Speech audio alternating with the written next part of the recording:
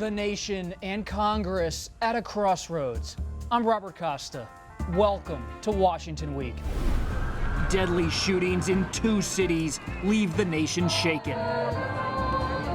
President Trump says he is open to tougher gun laws. We need intelligent background checks. But makes no commitments. And the NRA pressures him to back off.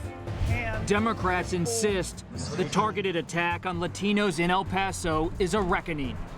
This president has fanned the flames of white supremacy in this nation. Trump offers no moral leadership.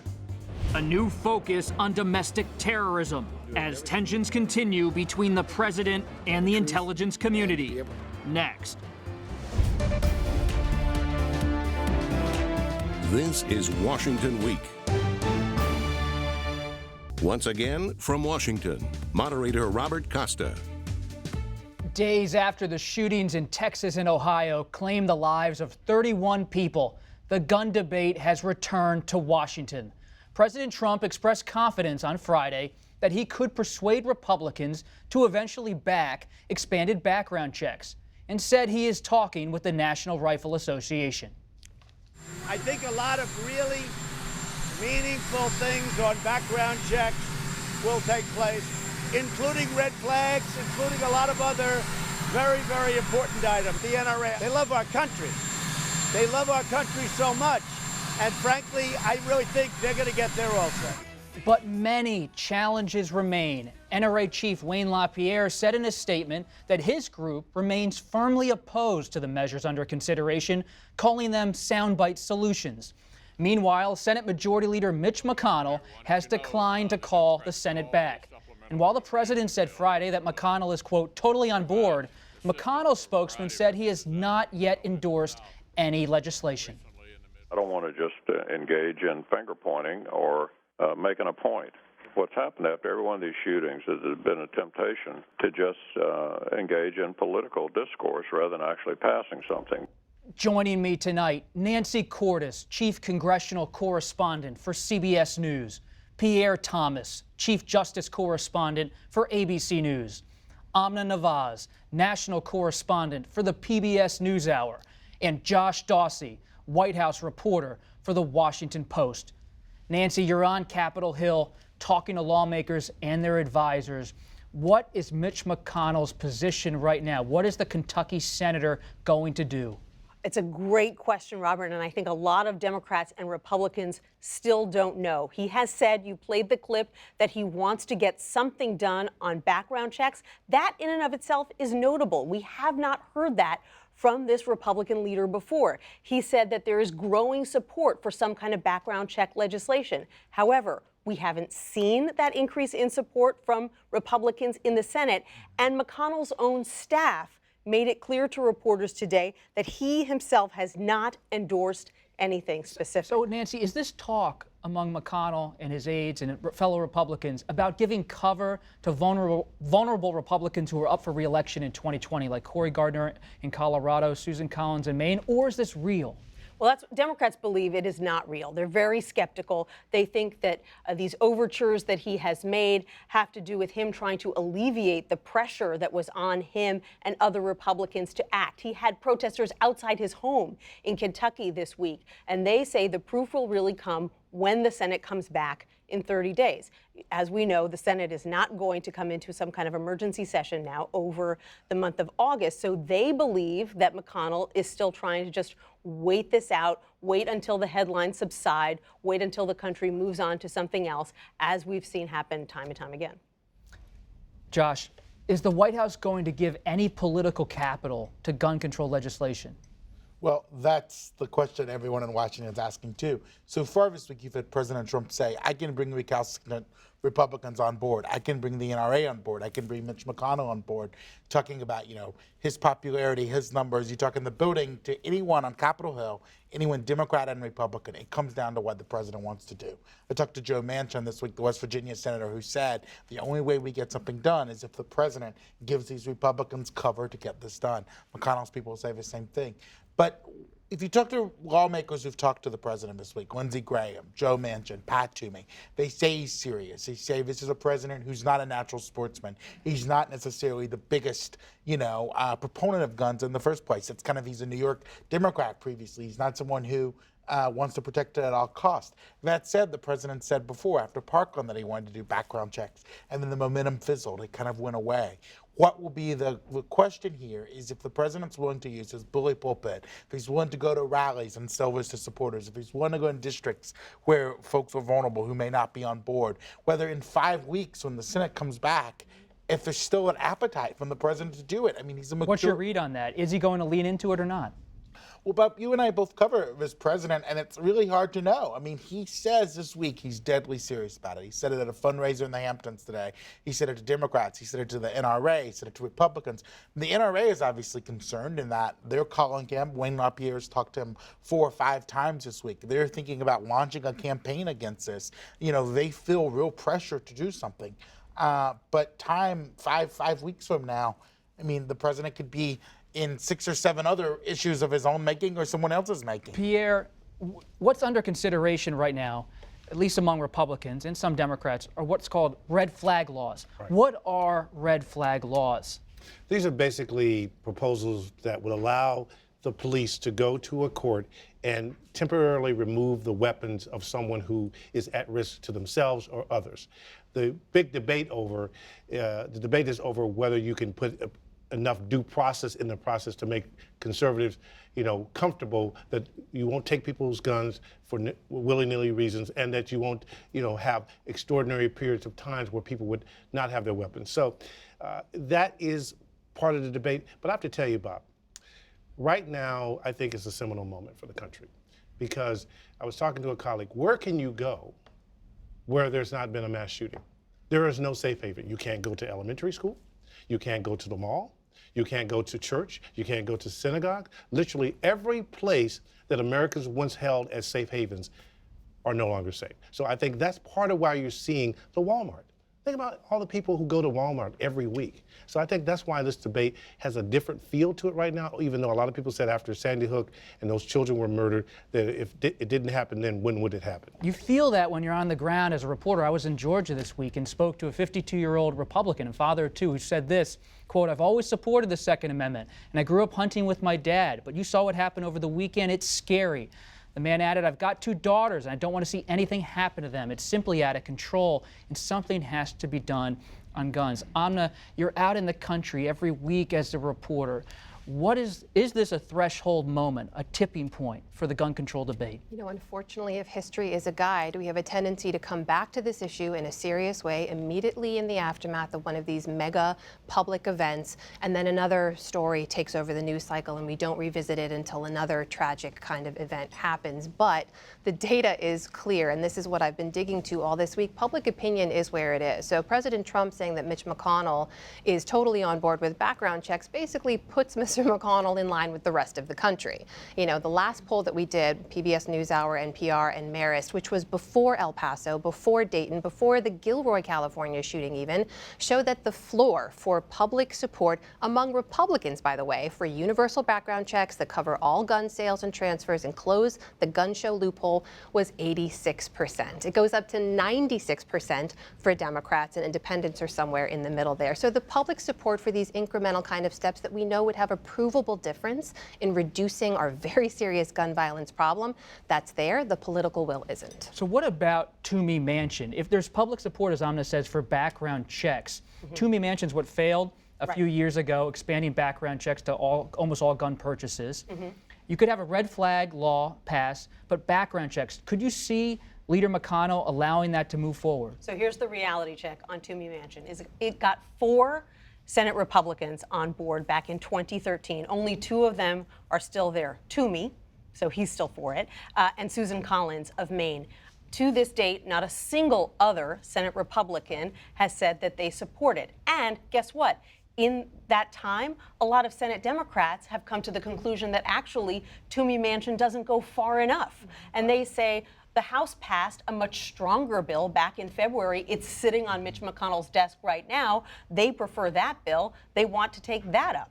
And so you've got a really difficult situation here where if you're going to get any more Republicans on board, you might need to water down a bill that Democrats already believe isn't strong enough. Josh, you raised a question earlier I want to come back to about the NRA. It's been under siege because Wayne LaPierre's spending habits have gotten a lot of coverage in the Post and elsewhere. Does that give the White House more of an opening to move on guns? Because do they perceive the NRA to be in a weakened position? Well, that's a calculation the president's trying to figure out. I talked to several officials in the White House this week who said the president's asking in Oval Office meetings, does the NRA have the power that it used to have? Can they bring the heat if they go against us in a fundamental and significant way? I think the president's calculation right now, if my sources are to be believed, and I believe they're right on this, is that the NRA is weakened somewhat, but still has a lot of clout. And even if you look at the NRA itself and you take the institution away, a lot of its members separately care about what the NRA cares about. The president, I think, sees an opening to take on the NRA. What he's trying to do, though, if you talk to some of the folks around him, is not have the NRA oppose it. To have the NRA basically stay neutral. To have the NRA maybe put out some statements, to maybe say a little bit on the fringes, but not wage the full throttle campaign that the White House is afraid they might wage. But this debate is bigger than guns. Here is what FBI Director Chris Wray told the Senate Judiciary Committee during hearings last month. Domestic terrorism, violent extremism of all shapes and sizes, when it turns to violence, is something that is of great concern, that is a continuing, steady, persistent, serious threat that we're taking very seriously. An awful lot of the racially motivated violent extremism is motivated by what you might call kind of a white supremacist type of ideology.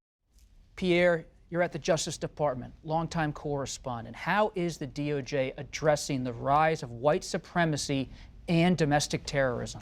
Well, they're deeply concerned. Right now, the FBI has roughly about 850 open domestic terrorism cases. A good chunk of those, about 40%, involve so-called white nationalism, white supremacists, if you will. And what people are concerned about is if you look at the tempo, more so even than ISIS or Al-Qaeda, they are the people, the white supremacists, who are killing people right now. If you look at what happened in Charleston at the AME Church a couple of years ago, Tree of Life Synagogue in Pittsburgh just last year, and now this in Walmart. They are concerned. The Gilroy, California incident involving the Garlic Festival, that is being investigated as a domestic terrorism potential incident. So it's of great concern. The FBI set up something called a domestic terrorism hate crime fusion cell this past spring to sort of try to marry the information that the Bureau is getting in terms of the criminal side and the terrorism side. So it's an ongoing concern. And there is a real feel that hate crime reports are picking up that something's afoot out there and they want to deal with it. Amna, we learned Friday that the El Paso shooter said he was targeting Mexicans. You've been to El Paso. You've been part of the coverage. How has this shooting in El Paso affected the Latino community nationally? So this is something I don't think has been reported enough as we talk about the shootings. This was the largest anti-Latino shooting in America in modern history. And I think for the shooter to say, as he did tell officials, and we learned that today, that he was targeting this one specific group, sort of confirms what we knew to be true from the beginning. And when we've linked that manifesto online to this young man as well, we knew this to be true, that there is a growing sense of anti-immigrant, anti-LGBT, anti-Semitic, anti-Muslim, sort of anything other than white and male right now, movement that is afoot in America. And I think, we talked about this earlier when we knew the shooting happened. We knew this was someone who came from outside that community and went to that community to target Latinos and Mexicans there. To Pierre's point, institutionally, we've had a reluctance to talk about terrorism in this context because it is something that's really part of the fabric of America and who we are. And we had trouble moving from our conversation about sort of imported foreign Islamic extremist terrorism to what we know is endemic to America. But the numbers are clear and the resources are not. And the Obama administration tried to put some resources to it. After the 2015 Charleston shooting, there was an office created under Homeland Security, actually, that worked to try to recruit and to recruit, really, only people who were seen as vulnerable to this ideology, which is a global network of people. These aren't lone wolf actors anymore. The Trump administration in its early days basically gutted that office. So there's a real concern among national security officials that we're not putting the resources where they need to go. What's the scene inside of the West Wing, Josh, when they're confronted with criticism about the president's rhetoric on immigration and the funding for different programs looking at white nationalism and white supremacy? If you took to some of the president's advisors, Tom Bossert, his former Homeland Security advisor, is still close to the president. He said this week, the president has to do more about white supremacy. He has to go and take the allocation of resources and put them back to where they were pre-9/11, is what Tom Bossert told me this week. What about the rhetoric? Could they cool it down? The rhetoric on immigration, there could be an effort in the White House to cool that. But the president going into a re-election term sees words like invasion, talking about the illegal caravans, talking about immigration as key part and parcel to his message. It's hard to imagine a president who's going to tone down his rhetoric on immigration. I mean, we've watched him from 2015 when he came down to the escalator, through all the way through the 2016 campaign, all the way through the midterms. When he is in situations where he's up for election, it's a vote on him, it's a vote on his party, it's a vote on his beliefs, he dials up immigration rhetoric. And it's hard to imagine in the next 15 months, you're going to see a president who's facing the biggest political test of his life say, I'm going to tone down immigration, when he sees it as central to his being. And his campaign was asked point blank this week whether he would stop using the term invasion to describe Mexicans trying to cross the border, and the answer was unequivocal, no. So what about Congress? Are they going to act on white supremacy or mass shootings? I don't think that Congress has a good handle at all right now about what could be done to deal with white supremacy. I think that they view it primarily as a law enforcement issue right now. And I think that there is real confusion about, is there any way to try to curtail message boards and speech in the way that these ideas get spread without cutting down on people's First Amendment rights? I don't think anybody really has a legislative answer to that problem right now, partly because, as Amna said, it really has been sort of swept under the rug for such a long period of time. Does the DOJ have an answer for these websites and social media efforts that foster white supremacy? Well, it's a free speech issue, in part. You don't have the tools that the FBI used to apply to ISIS and Al-Qaeda, for example, that they can apply to the KKK or neo-Nazis, for example.